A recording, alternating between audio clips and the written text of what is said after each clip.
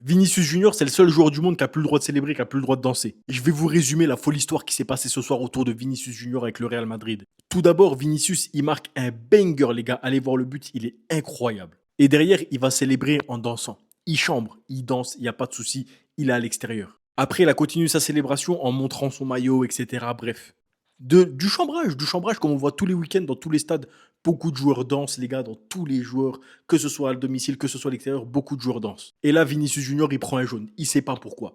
Pour chambrage, moi je suis pas d'accord avec ce jaune. Comment d'autres joueurs ils dansent, lui il peut pas. Vini en fait il a pas le droit de célébrer ses buts, je crois. C'est ça la réalité. Et bref, il prend son carton jaune, le jeu va reprendre. Et là, un homme plein de courage, dont je ne citerai pas le nom parce que j'ai pas envie de l'appeler, avec tout son courage, il le prend à deux mains, il met son t-shirt sur la bouche et il dit des insultes à Vinicius. Apparemment, d'après Vinicius, il lui aurait dit mono, mono, ce qui signifie singe en espagnol. Comme par hasard, on peut pas vérifier avec l'avare ou quoi, parce qu'il met son t-shirt sur la bouche à ce moment-là. Depuis tout à l'heure, il parlait avec Vini, il s'insultait les deux, hein. Ils se chambraient les deux, y a pas de souci. Mais au moment où il a dit ça, il a mis son t-shirt sur la bouche. Si ça, c'est pas une phase de coupable, je sais pas. Je veux pas l'accuser à tort, les gars, mais j'ai des forts doutes sur lui. Derrière, l'arbitre, le Texier, il arrête le match. Pendant 8-10 minutes, le match est arrêté. Les joueurs, ils attendent. Vini s'est mis sur le banc, il s'est mis à l'écart parce que les gars, il y avait des grandes embrouilles. Et moi, j'ai bien aimé le comportement de Kylian Mbappé à ce moment-là parce que Mbappé, les gars, il était foudrage parce que lui, il était juste à côté des insultes.